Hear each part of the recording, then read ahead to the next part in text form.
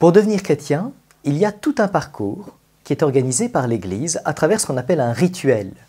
On entre dans l'Église, et ce n'est pas simplement une entrée dans un club où il suffirait de payer sa cotisation, mais il s'agit d'entrer spirituellement dans l'Église. Toutes ces étapes sont décrites dans ce qu'on appelle un rituel de l'initiation chrétienne. Le rituel de l'initiation chrétienne décrit l'approche du christianisme, comment est-ce qu'on se prépare donc au baptême, la célébration elle-même, et enfin nous rappelle toute l'exigence que signifie le fait d'être devenu chrétien. Ce n'est pas l'affaire d'un moment, mais l'affaire de toute la vie.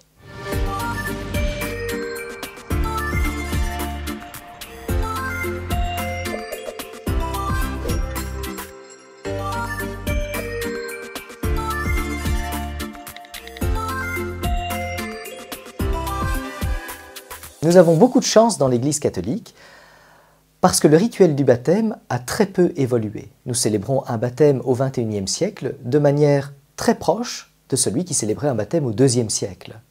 L'ensemble du déroulé de ce baptême se retrouve dans un livre qu'on appelle un rituel qui décrit la succession des paroles et des actes qui sont posés.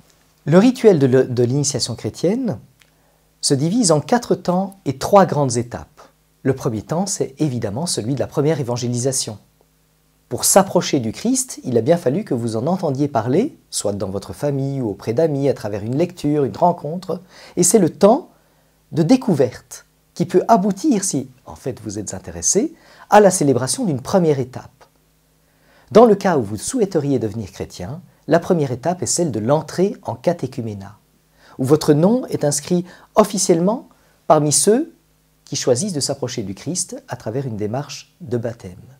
L'entrée en catéchuménat ouvre un second temps, celui du catéchuménat, qui peut durer plusieurs années. Dans certains pays, il dure 3 ans, dans d'autres 2.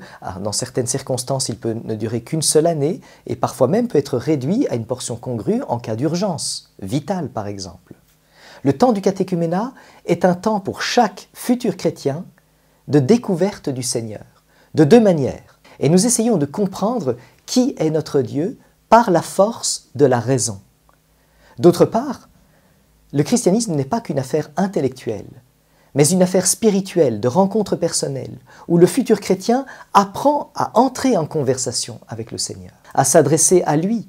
L'Église est dotée de tant de formes de prière qui peuvent aider le chrétien à trouver son propre chemin, sa meilleure manière pour s'adresser au Père, au Fils et à l'Esprit. Au terme du catéchuménat, une deuxième étape peut être célébrée à la demande du candidat et à l'approbation de ceux qui l'accompagnent. C'est l'appel décisif, une célébration au cours de laquelle l'évêque va demander à ceux qui ont accompagné le catéchumène de dire si, oui ou non, ils estiment que le candidat est prêt à demander de manière définitive la célébration de son baptême. Le candidat est lui-même interrogé par l'évêque pour voir si sa décision est pleinement libre. Et enfin, s'ouvre un 3e temps, le temps de la purification et de l'illumination. En effet, cette étape de l'appel décisif se déroule au début du carême qui va précéder immédiatement la célébration du baptême. Ce 3e temps de purification est donc un temps qui est réduit à 40 jours, le temps du carême.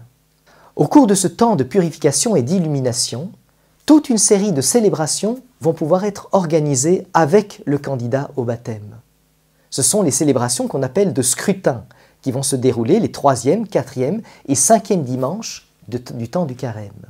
Au cours de ces scrutins, des célébrations d'exorcisme vont pouvoir être pratiquées, c'est-à-dire des moments où le candidat perçoit la nécessité d'être dans une lutte intense au niveau spirituel pour se débarrasser des choses qui ne correspondent pas à la vie en Dieu et qu'on appelle communément le mal. Et au contraire, se concentrer sur ce qu'il y a de meilleur en lui pour demander à Dieu de le renforcer.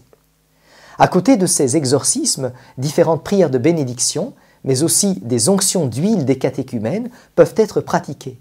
Il s'agit, dans tous les cas de figure, de demander la force de Dieu pour que le catéchumène, c'est-à-dire celui qui s'approche du baptême, soit renforcé dans son désir de rencontre avec le Seigneur.